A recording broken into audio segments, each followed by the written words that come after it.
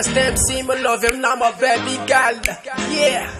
Fight ako na karama swanto balyaka. Yeah. Ang atin phone lakay, ang atin folk face ay. Ano sariya ko my baby. Haha.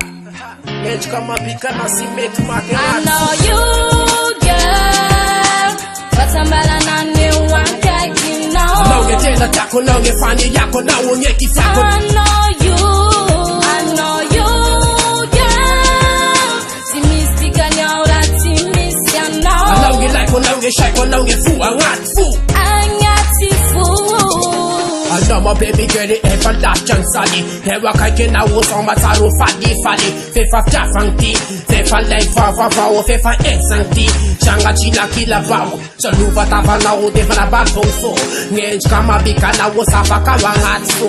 I know my baby girl, I know get in a chafo. I know my baby girl, in a chafa. I know you, girl.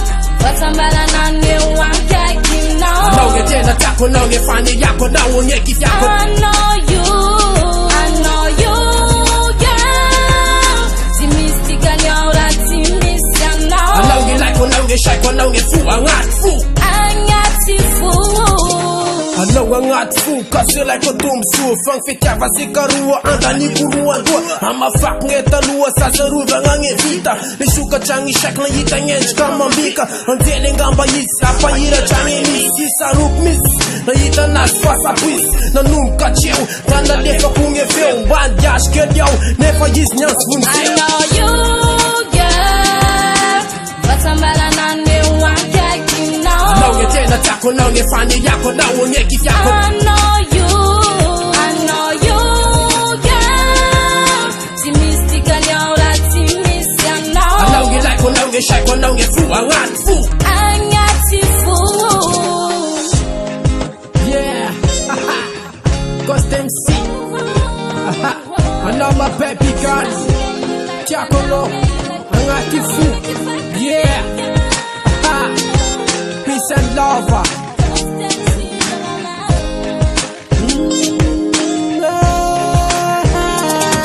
know you, girl.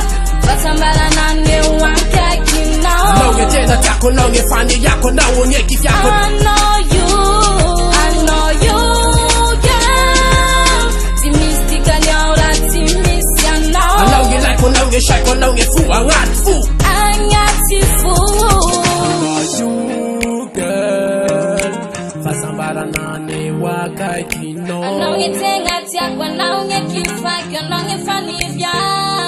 I know you girl, mystica nyora ti misya no. Anong ilaiku, anong isaku, anong angati fool. I know you, girl. But somebody not new one kaki now. Now get in the taco, now get funny yako, now we get it.